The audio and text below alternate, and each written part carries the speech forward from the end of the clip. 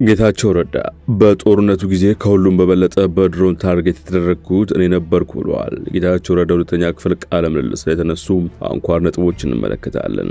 ለኢትዮጵያ ከአሰብ ውጭ ሌላ የወደብ አማራጭ ቀርቧል። ራስ ዱሜራ የተሰኘችው ወደብ ለኢትዮጵያ የባህር በር ጥያቄ ሁነኛ መፍትሄ ነች ተብሏል። ሌላኛው ትኩረታችን ነው። ከዚህ ውጭ ሐኪሞች ማስፈራሪያ እየደረሰን ነው ሲሉ ይፋ አድርገዋል። ትናንት ከተካሄደው አድማ በኋላ ምን ተፈጠረም እንመለስበታለን።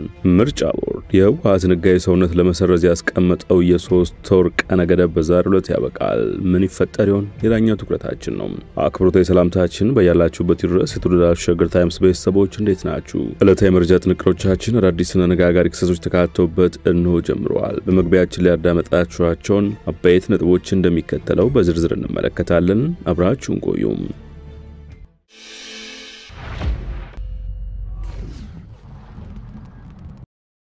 ወደ ቀዳሚ ጉዳያችን አምራችሁ የጌታቸው ረዳ ሁለተኛ ክፍል ቃለ ምልልስ ላይ የተነሱ አንኳር ነጥቦችን እንመልከት። የቀድሞ የህወሓት ቃል አቀባይ በሰሜኑ ጦርነት ጊዜ ከሁሉም በበለጠ በድሮን ታርጌት የተደረግኩት እኔ ነበርኩ ሲሉ አስታውሰዋል። ለአብነት ያህልም ጥቃቱ በርቶ በስተመጨረሻ የተኛውበት አልጋ በድሮን ተመቷል በማለት ያስታወሱ ሲሆን ሁለቱ አጃቢዎች የተገደለው እኔ የተረፍኩት በታምር ነው ብለዋል። ከሁለት ሳምንት በኋላ ፕሪቶሪያን ፈርመናል። ስምምነቱ ሲፈረም በድንጋይ ጭምር የተዋጋን ነበር ሲሉም ነው ያከሉት። ስምምነቱን የፈረምኩት ጥቅምት 23 ነበር ያሉት ጌታቸው አንድ የአድዋ አባት ስምምነቱን ቀደም ብለው ጥቅምት 21 ፈረመ ቢሆን ኑሮ ልጅ አይሞትም ነበር አሉኝ ሲሉ የገጠማቸውን አሳዛኝ የህዝብ ምክር አስታውሰዋል። ሌላኛው አባት ልጆቼ በሙሉ ተሰውተዋል፣ የቀረችኝ አንድ ልጅ ነች፣ እናም የችል ልጄን ወልዳ የማይበትን እድል ስጡኝ ብለው መከሩኝ በማለትም እንደተማጸኗቸው አልደበቁም። በዚህ መጠን ህዝቡ ሰላም ይፈልግ ነበር ያሉት ጌታቸው አንዳንድ ፖለቲከኛ ተነስቶ ፕሪቶሪያ አዋርዶናል ይላል። ነገር ግን ፕሪቶሪያ ዳግም ወደ በረሃ እንዳይወጣ አደረገው እንጂ አላዋረደውም፣ ውሸት ነው ሲሉ አጣጥለውታል። ጌታቸው ይቀጥላሉ። በሁለተኛው ቃለም ጠይቃቸው ከተናገሩት መካከል እነዚህ ሰዎች የሚቆረቆሩለት ህዝብ የለም ውሸታቸውን ይላሉ። የወንጀል ኔትወርክ ነው ያሉት ጥቂት የህወሓት ቡድን የሚቆረቆሩለት ሰፈር፣ የሚቆረቆሩለት መንደር፣ የሚቆረቆሩለት ህዝብም የለም ውሸታቸውን ነው፣ ወንጀለኛ የዘረፋ ቡድን ነው ሲሉ ከሰዋል። ይሁድን ቢያንስ ወንጀሉ በግልጽ ሊነገርለት ይገባል ማለት ይህ የትግራይን ህዝብ ከአደጋ ያድነዋል ብለዋል። ጠቅላይ ሚኒስትሩ ምስራቅ አፍሪካ ጉዳዮች አማካሪ ሲቀጥሉም እኔ ጡት አባቴ አይታወቅም፣ አድራሻ አይታወቅም፣ የት ሄደው ይሄን ሰው ያስታግሱልኝ እንደሚሉ አያውቁም፣ ለዚህ ነው የሚፈሩኝ ብለዋል። እነዚህ ሰዎች ከፋኖ ጋር እንሰራለን ይላሉ፣ ከኤርትራ ጋር እንሰራለን ይላሉ። እንዴት ሆኖ ነው የሚስማሙት? ኤርትራ መንግስት ድንገት የትግራይ ጦርነት ቢቀሰቀስ ፌደራል መንግስቱ ትግራይ ውስጥ ተቀርቅሮ እንዲቀር ከማድረግ ውጪ ሌላ ምንም አያደርግም፣ ለዚህ ነው የሚፈልጉት ሲሉ ማጋልጧል። የኤርትራ ህዝብ 5 ሚሊዮን ነው የሚባለው ውሸት ነው፣ 2 ሚሊዮን አይሞላም፣ ከሀገሩ ተሰዷል ቋልም ብለዋል። የኤርትራ ጦር የትግራይን ህዝብ ታትኖ አድራሻ አልባ የማድረግ ዓላማን የነበረው ሲሉም ተደምጧል። ለኢትዮጵያ ከአሰብ ውጭ ሌላ የወደብ አማራጭ ቀርቧል።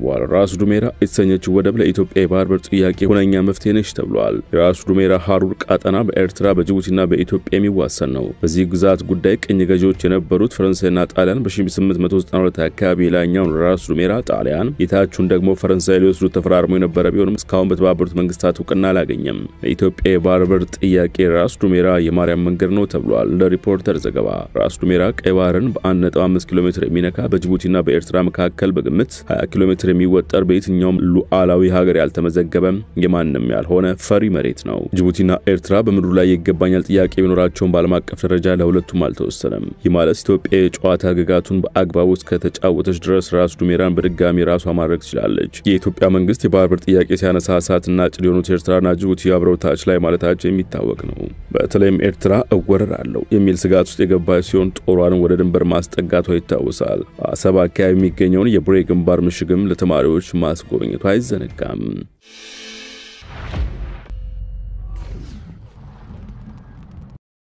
የሰዓቱ መረጃ ጥንቅራችን እንደቀጠለ ነው። ወደላኛው ጉዳያችን አምራችሁ ሐኪሞች ማስፈራሪያ እየደረሰን ነው ሲሉ ይፋ አድርገዋል። በተለያዩ አገሪቱ ክፍሎች የሚገኙ ጤና ባለሙያዎች መላ አገሪቱ የተጀመረውን የከፊል ስራ ማቆም አድማ ለማካሄድ ሲሞክሩ ከመንግስት አካላት ማስፈራሪያና ጫና እንደደረሰባቸው አስታውቀዋል። በጤና ባለሙያዎቹ ለአንድ ወር ያህል የተሰጠው የቅድመ ስራ ማቆም አድማ ማስጠንቀቂያ በኋላ የተካሄደው አድማው የደሞዝ ማስተካከያን ጥቅምንና የተሻለ ስራ አካባቢን ይጠይቃል። በኦሮሚያ ክልል ባሌ ዞን ሮቤ ከተማ በሚገኘው የማዳ ወላቡ ዩኒቨርሲቲ ጎባ ሪፈራል ሆስፒታል የሕክምና ሰራተኛ የሆኑ አንድ ግለሰብ ለአዲስ ስታንዳርድ እንደገለጹት የጤና ባለሙያዎች አድማውን ለማድረግ ሲሞክሩ ከአካባቢው ባለስልጣናት ጫና እንደገጠማቸው አስረድተዋል።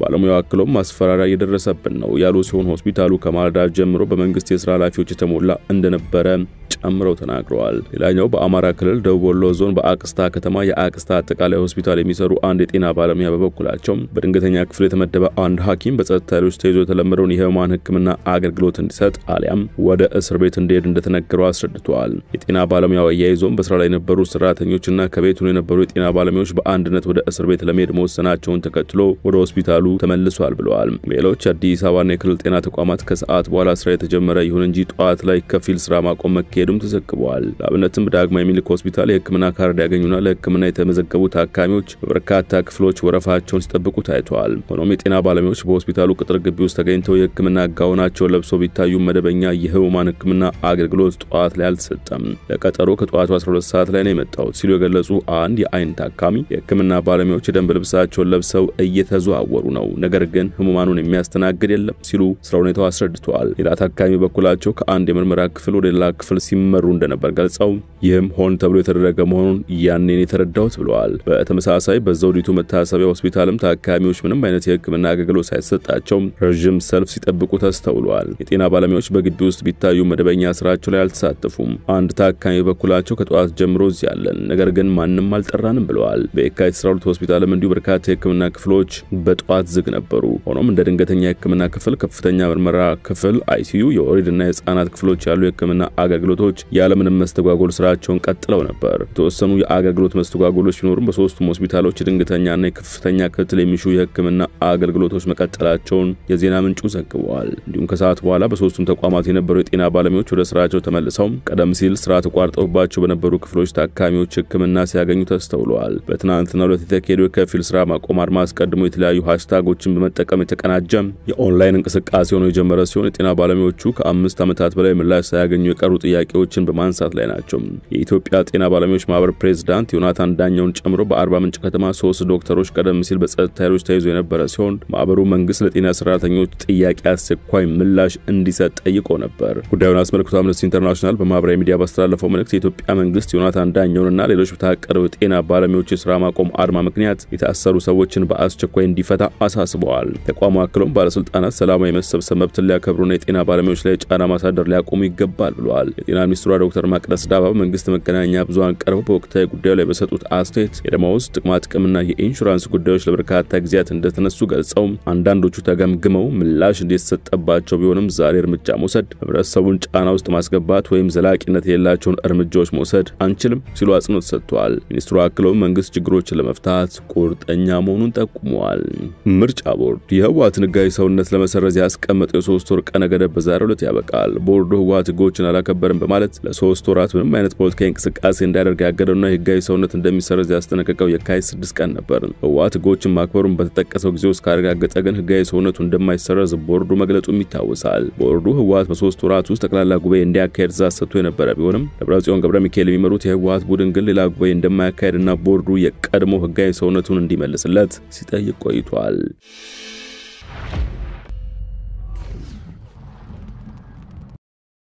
በመጨረሻም የውጭ ጉዳይ እንመልከት። በፖርት ሱዳን ላይ የተፈጸመው ጥቃት የቀይ ባህርን ደህንነት አደጋ ላይ ይጥላል ተባለ።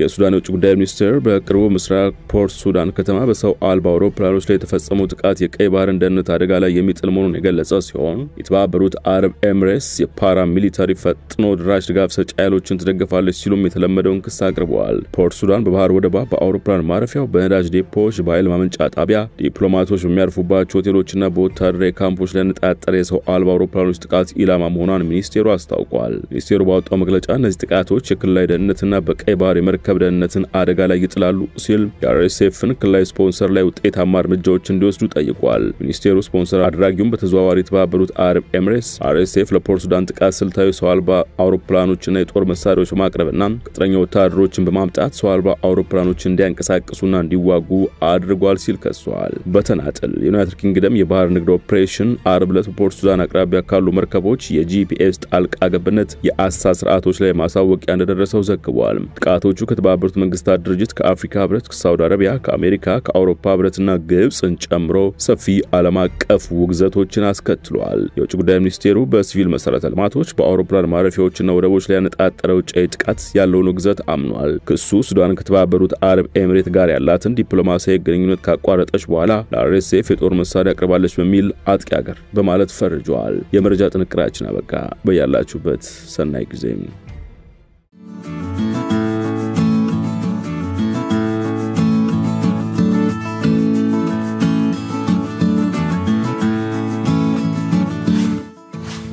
ሸገር ታይምስ ሚዲያን ሰብስክራይብ በማድረግና ደወሉን በመጫን ይከተሉን።